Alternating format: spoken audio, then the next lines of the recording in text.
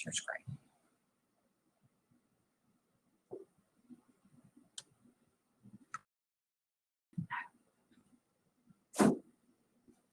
Okay. All right, so I forgot to start recording. Sorry. Talking about the differences between financial and accounting and managerial. Financial, we're preparing financial statements for outside users. Financial statements are based on historical data. That means recorded transactions that are in the books, things that have already taken place, and they're prepared in accordance with GAAP. Managerial reports or managerial accounting is for management, and it's to meet their specific needs, and it can be historical data like you find for financials or estimates from management. So they don't have to be prepared according to GAAP. They don't have to be prepared at any fixed interval or time period, and they don't have to cover the business as a whole. So we had gotten to the management, accountant, and the organization. Most companies are divided into departments, and they have specific functions or activities. And you can usually, if the company's got an organization chart, you can find how they're broken, you know, how they're organized on the organization chart. But most departments can be viewed as either having line responsibilities or staff responsibilities. So line departments are involved, again, in providing goods and services. So individuals in these positions are responsible for manufacturing or they are selling. So you've got salespeople or you've got people working in the plant. A staff department is one that provides services. I said accounting was the only one that's not right. They're going to provide services, assistance, advice to the other departments. So examples would be accounting. Accounting provides services for the whole business. They're not involved in manufacturing or selling. They take care of the financial information. Human resources, they're a service, they're a staff department. So their purpose is to keep your personnel records up to date, to make sure your payroll is recorded correctly and that tax forms get filed and all that kind of stuff. So that's just two examples of staff departments. Okay, they don't have any direct authority over a line department. So you're the staff of a managerial accounting department. The controller is considered the chief management accountant. Y'all ever heard anybody say comptroller? Yeah. She's the comptroller or such and such. Well, if they're not speaking of a government or a nonprofit agency, if they're talking about somebody working in a business, it's controller. It's C-O-N, not C-O-M-P. C-O-M-P is like the same position, but in a government or nonprofit type of entity. So a lot of people get those. They think the words are interchangeable, and it's, you know, it's really petty, but it just depends on where you work. Okay, so the controller staff or the managerial accounting staff, each person in there could have some kind of specialized function. So you might have somebody that takes care of systems and procedures. Maybe somebody does general accounting. You might have somebody that does budgets and budget analysis, special reports and analysis, taxes, cost accounting. There's all kinds of stuff they could be doing. Y'all ever heard anybody say they do accounts payable or accounts receivable? That means, okay, if they do accounts payable, they're the person that in that company that receives all the invoices from vendors, and they enter that information into the computer by whatever procedures the company has, and they cut the checks to pay those bills. That's kind of all they do. Accounts receivable people, they are more in charge of like billing customers, sending statements out to customers. But if you've got a really large company, you will have people that specialize in just that one task just because it's a lot of volume. Or you may have a bunch of people that do it. So that's other examples. You might have somebody that does nothing but plays with budgets and compares actual numbers to the ones that are budgeted. That's the kind of stuff that would like make me want to run screaming out the door. But, you know, I like accounting, but I don't like every piece of it.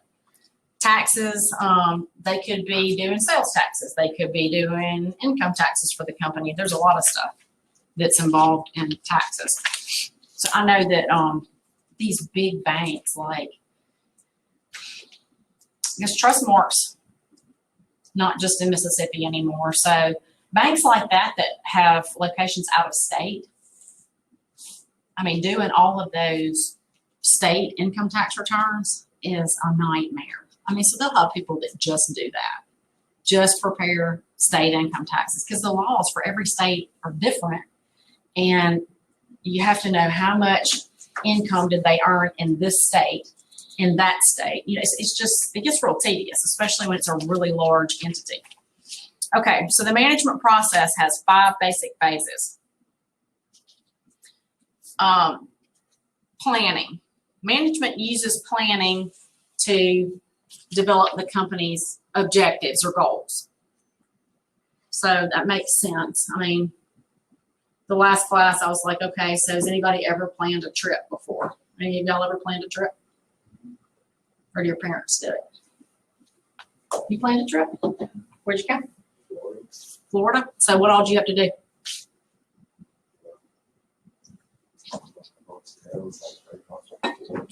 You got to figure out your dates you're going. You got to find hotels. So these would be your goals. Okay, we got to set a date. We've got to find a place to stay. You know, so those are your goals. So that's planning. I mean, you're planning your trip. You got to have goals. You work to achieve those goals as part of your planning process. So planning means the objectives and goals are used to translate the company's objectives into course of action. So I'm silent because I keep hearing voices. So one of y'all, I forget to turn mine off. All right, so you've got to have, so you have your goals. Okay, we got to pick a date. We got to find a place to stay. So that translates the objectives into, you know, you take that and you plan a course of action. Okay, I got to call all my friends or email or text everybody, seeing when we can go. So that's your course of action to meet that goal. I've got to get online and find us a place to stay. So you had the goal of finding a place to stay. Now you've got to go and look for it. So planning, it might be strategic planning. It may be operational planning. And I messed up the bullets again, so I just numbered them so you know what was what. All right, so strategic planning. That involves developing a long-term action to achieve company objectives. So those are usually in the form of strategies that are 5 to 10 years out. So that's looking ahead. Operational planning, that's kind of the short-term, day-to-day stuff. So, you know, when you're looking long-term, you're thinking, okay, our goal is to increase sales by 10% every year and, you know, be in a position to need to expand our manufacturing plant, whatever, 7 years from now. Then operational is kind of like the day-to-day stuff. So for the month of March, we want to see, you know, a certain number of overtime hours decrease or something like that. I mean, it's just short term. It's within the next year. All right. The second phase of the process is directing. So that's the process that managers use to run day-to-day stuff. So it's kind of like, okay, our production supervisor, he's directing the production line. He's trying to keep things moving without any downtime. So they don't want, they're keeping an eye on things. So maybe, you know, maybe things don't move too fast and the machine gets hung up or something like that. So he's just kind of supervising, keeping things flowing and moving as fast as they can. Controlling is another phase. That's looking at the operating results, monitoring them and comparing them to the expected results. So we're looking at actual versus expected. And you've got to do that. You got to have some kind of expectation, then you've got to compare what actually happened to what you were shooting for so that you can look and see if there's any problems that you need to fix so that you can reach the goals you've set. And it may lead to changing future plans. I mean, if you see in this process, okay, that's not going to work, we're going to have to back up and redo that, then, you know, that's part of the process. Okay, so the philosophy of controlling by comparing actual to expected is called management by exception. So that means the exceptions would be anytime your actual results and your expected results are different. That's an exception. All right, so the next phase would be improving. So obviously, if they're going to know improvement is needed, or if they are going to be able to improve a process, they need feedback, which when I say feedback, they're getting this information from these different reports and looking at this data and comparing actual to expected. That gives them feedback and lets them know whether things are working as they expected or not. So that allows them to improve. So this is the philosophy of continually improving employees, business processes, and products by using continuous process improvement. So the objective of continuous process improvement is to eliminate the source of problems. And that's kind of a no-brainer. You have problems, you want to eliminate either the source of it or find a solution, right? So that's kind of a given. Okay. Something happened to my A. All right, and then the last phase, sorry, I touched it. Last phase is decision making. So decision making is just part of every management process. And management must continually decide among alternative actions. If this isn't working, then we got to go a different way. So we're not going to use this, we got to do this. So it's just a constant process of keeping things moving, making them better, so that, you know, the company grows, makes profits, you know, that sort of thing. All right, so uses of managerial accounting information. It provides information and reports for managers to use in operating a business. I mean, some of this is kind of redundant to me. All right, so some examples of information and reports that they might use. Cost of manufacturing. So knowing the cost of manufacturing could be used in calculating selling price. I mean, you got to know how much it's costing you to manufacture something so you make sure you charge enough to cover your expenses. Comparing costs over time so that if prices are increasing or costs are increasing, you can keep that under control. Direct materials, direct labor, and factory overhead are some of those costs. We'll discuss what those are in a minute. All right, so performance reports can be used to look at downtime, see how much employee downtime there is, or to see if they have a lot of scrap material. If you have a lot of scrap material, it's more than you're expecting to have, you need to figure out why. Are a lot of mistakes being made? Are these machines old and they're skipping, or, you know, there could be lots of reasons for it. So they look at these reports to find errors, find problems, and eliminate them. All right, and then to analyze potential efficiencies and dollar savings of purchasing new equipment. So in the case of, okay, so they got a lot of scrap and they find out that one of their machines, one of their older machines is skipping or something that's causing them to have to throw out a lot of their product rather than it being useful, then they'll look at, okay, so if we spend the money on a brand new machine, how is that going to, how much money is that going to save us in the long run versus the cost of the machine? And it's going to speed us up so we can produce faster. So they look at all that stuff and analyze it all. It makes my head hurt to think about all that stuff you got to look at. All right, so obviously managerial information can be used for a variety of purposes. Okay, so out of your book that kind of compares the reports so you can go back and kind of look at the differences between the two. All right, so now we're going to look at some terminology. they use this guitar making business in these examples. So you'll hear a lot of these exhibits, and our examples we're going to work through will have reference to a guitar manufacturing. So that's why. So I just put this in here because it kind of helps me to see pictures. This shows the process of making guitars. So customer places an order, then you've got all these materials, and you've got the guy that has to cut the wood, and then they go to assembly. And so it's just kind of showing you how it goes through the process.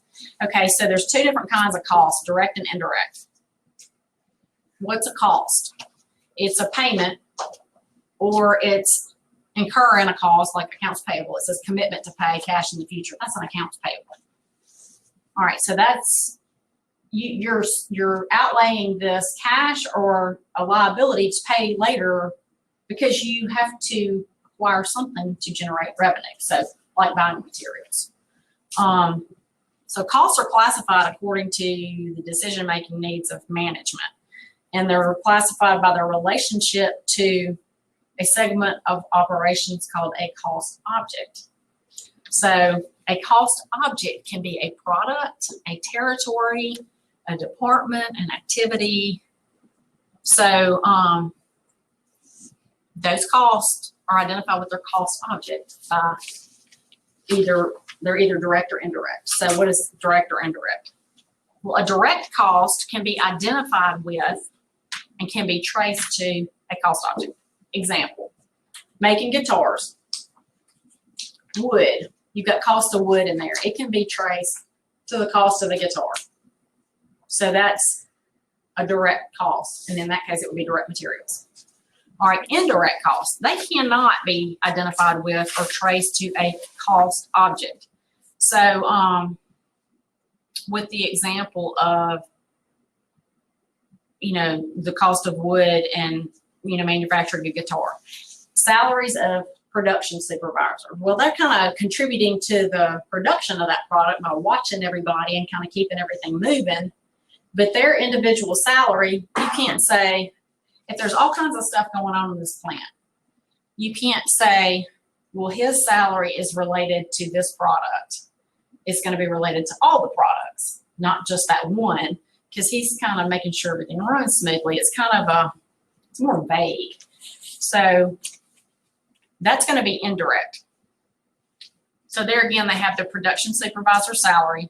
Your cost object would be the product. His salary is indirect.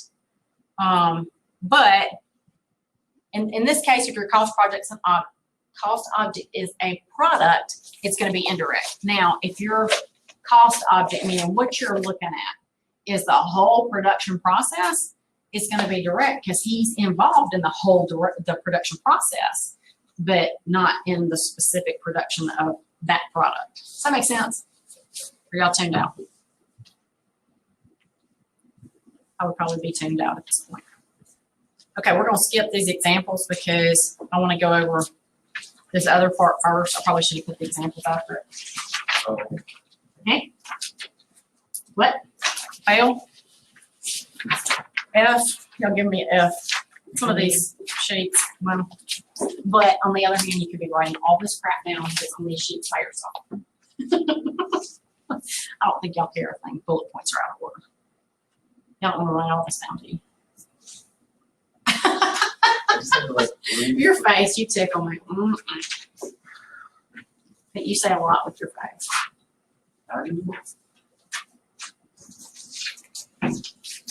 It's okay, mine gives me away. I'm either gonna have to wear a bag over my head or just. That's right. I was looking ahead and I was just like, or hide. So much more. Somewhat. All right. So manufacturing costs. You've got different kind of costs related to the manufacturing. You've got the cost of materials used to make the product, and then you've got the cost of converting those materials into a finished product. And this guitar thing, so you've got what they call raw materials. So you've got this piece of wood. I think of plywood, but it's nicer than that. I guess it could be a good plywood. I don't know. But you got this square piece of wood. Okay, well, that's your materials. Cost of converting it, you got to have some dude cut it out in the shape of a guitar, that's converting it. And then if you have strings, you have all these pieces of it and you have to put it together, that's the converting. All right, so direct materials, that's the cost of any material that is an integral part of the finished product. So it's got to be part of the finished product, and it has to be both of these, part of the finished product and a significant portion of the total cost of the product. And some of that's kind of tricky because like some of these questions, and I do have a note here for you on that. Like there were some examples we had one time, and maybe in the next chapter, I don't remember seeing them in this one, where it was a manufacturer of baseball gloves. And I don't know, I asked some baseball players in here and they acted like they'd never heard it before. So maybe, I don't know. Used to be you could buy gloves that had, you know, a player's signature in it. And the ink that they used to print that signature, the ink was considered like an insignificant cost. So they said that it was not a significant portion of the total cost. And so they did not consider it a direct materials cost. I'm thinking that's a little bit specific, but okay. Or a little bit, seems petty, but I don't know. You know, if you got a plant and you're making a whole lot of stuff, you're going to be pretty picky about where things go.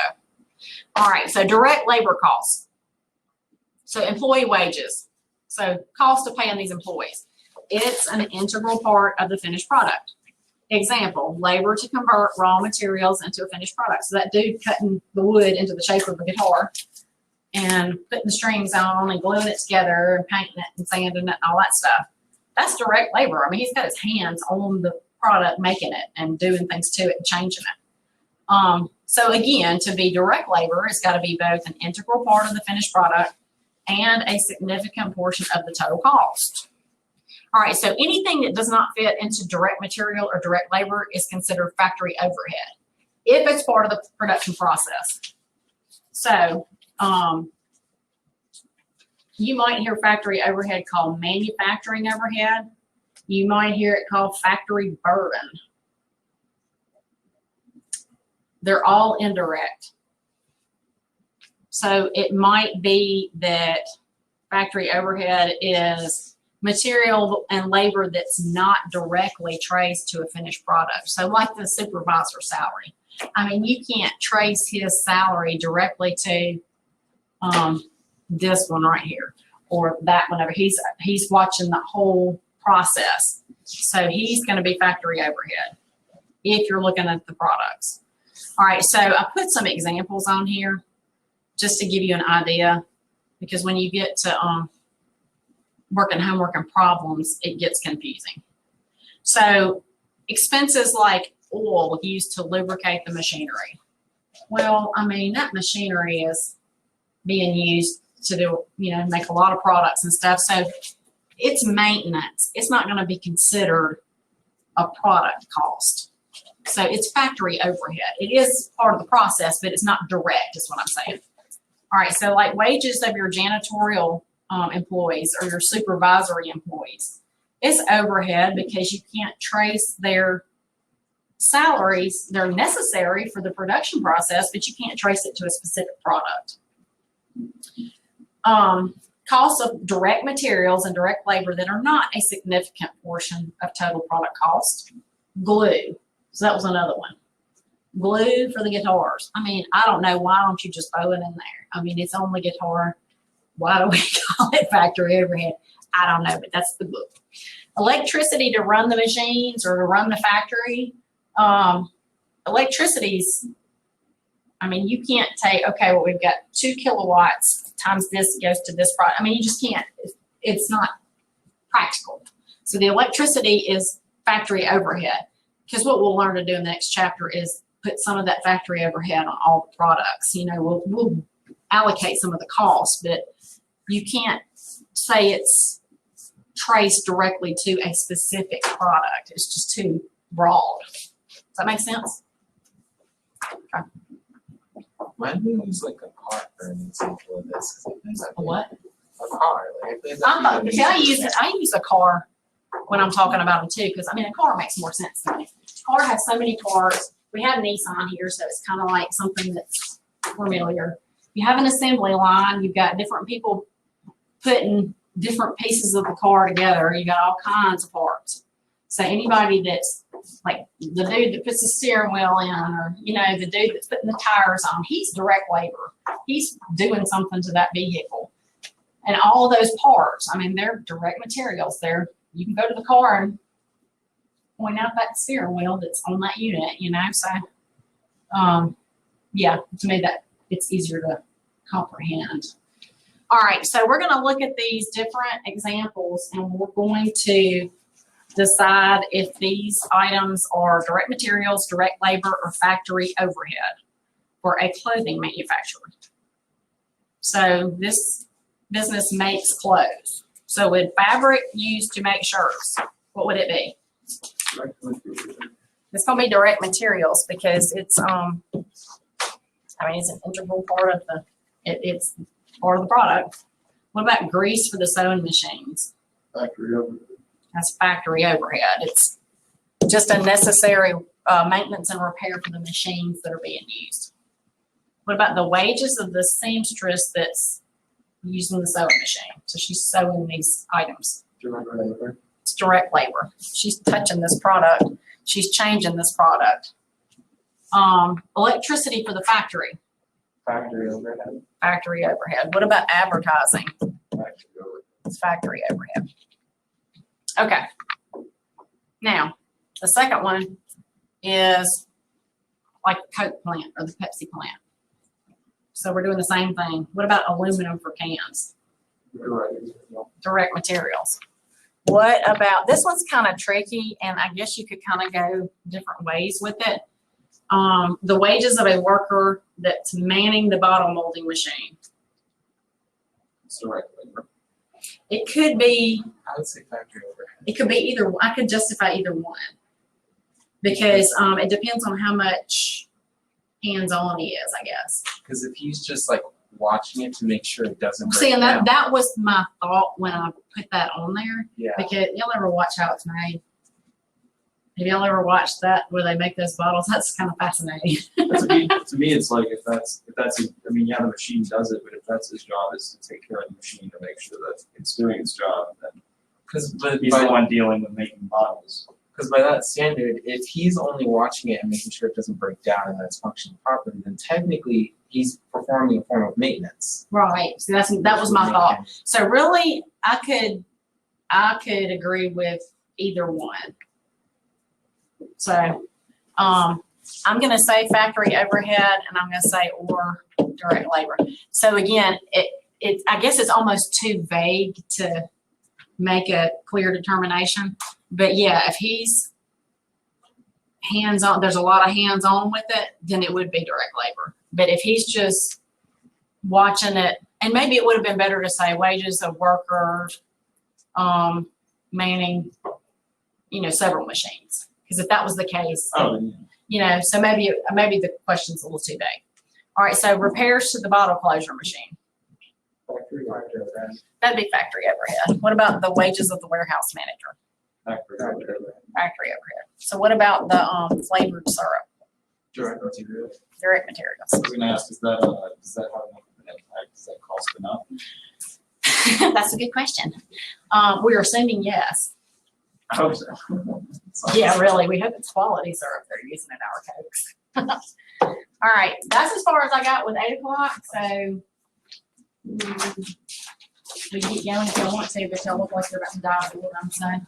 I say we just finish out the rest of the book and end our semester. The book? Yeah.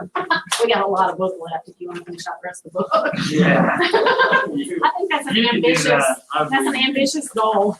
I think you got it. I think you can finish the rest of the book today. We have 5 more Today, classes. the rest of the chapter, yeah, not the rest of the book. And I can definitely do the rest of the chapter today. But I'm going to try to get us, pretty far down the road. So We have 5 more classes.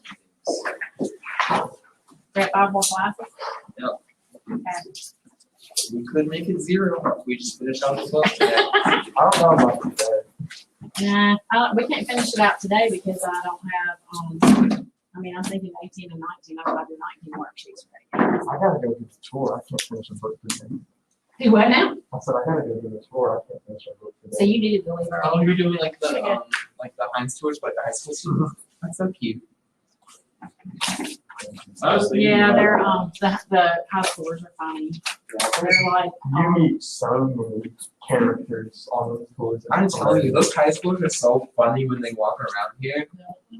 this one, and here it's like nothing. I mean, you go up to a university and you're like, I remember the first time I went up there to like go to school, I was like, oh, holy crap, I'm gonna get lost. When I was going to Mississippi State, Yeah, Like, that's it. That's what I went. Jesus Christ. I was so intimidated. I was like, I got lost the first time I ever went there. Yeah, because my classes, like, because I was in the accounting program, and like my classes were like literally like a mile away from my dorm. that's the thing too. Everything is so spread out. Yeah, Which, I mean, it's great for getting a little exercise, but when it's cold in the winter, because Katie lived at an apartment complex, it was like right across, it was up Blackjack Road, I think, it's like right across the street. Oh, that's such a hard road to live on. That's horrifying. Um, There's so much She- happening. huh? In the state. She was. She's in my office right now. Oh, is she done? Yeah, she changed to the vet tech program, so I'm all, we'll see how that goes. yeah, So there's y'all have a fabulous afternoon and try not to get into the weather. I'm gonna be a little bold. Yeah. When I finish at Ole Miss. You're gonna be wet? Also, like, I was thinking about it, and I really do want to do, like, I think I want to do graduate studies, Yeah, like, after I get done. I mean, it'd be good. So if I can do really well at Ole Miss, I think I want to apply to some of like the big schools. Well, it wouldn't, I mean, it doesn't hurt to get your education from different places. Well, no, like I was looking at it. So apparently, one of the alumni, like there was, they send us like emails, like alumni and people that have like gone to Ole Miss, but especially our major. Yeah. And so one dude literally went to Ole Miss as an economics major, and then he went to Harvard and Oxford. And I was Yeah, thinking, that would be you know, cool to go overseas. That's why I was looking at like, how does Oxford treat like graduate students? And I was like, oh, I think they treat them well. no, like they have one of the best economics programs in the world. They do? Apparently, they were ranked number 2 That's in cool. the European Union. So, That'd be interesting. and I was like, they have a really low acceptance rate. Do what? They have a really low acceptance rate. So their minimum is that your overall GPA, if you're coming in as an American student, has to be a 3.7. And I think there's like specific like tests Mhm. that they give that aren't like they don't take the ACT. I don't think they have something different over in Yeah. the European Union. But you know that, I mean, if you can get in, But it's interesting because their cost is a lot less than American, like some of the top American universities. So that's, even for out of state or even out of country students, like if you like, even if like I was looking at like American students like going to graduate studies, it's like 30,000. Yeah. A year, but like the top like Harvard's like 50 or 60,000 a year. So it's like, yeah, and I was like, yeah, they're like that, and that's for people that are literally out of the country for their normal like obviously for people that live in the EU, I think it's like 10,000 a year. nice. Like it's cheap. That's pretty nice. You just have to get in. You just have to get in. Yeah, you have to get in. It's the Yeah. problem, but it's like a 1% acceptance rate. Wow. So that's why I was like, I gotta do good at Ole Miss if I want to make it there, but Right. you never know. Yeah, well, you don't. I mean, and it's, And I do you want to gotta have like something look to at. shoot for too. I mean, I'm gonna look at like some American. Obviously, I'm gonna look at some of like the big name American universities.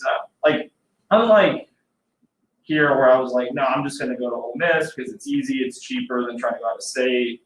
They have a really That's good true. economics program, stuff like that. I was like, I'm just gonna do that in state. But after I finish there, I mean, I'm probably looking at like 15 to 20 schools I want to apply to. I mean, it's worth a shot. Why not? Because like you never know who will accept you. Why not?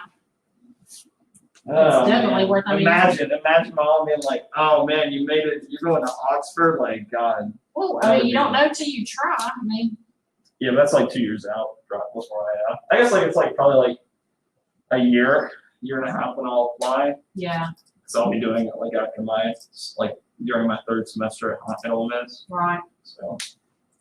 Yeah. Anyway, Why not? You have fun. Enjoy lunch with your daughter. Thank you. Have a good one. You too.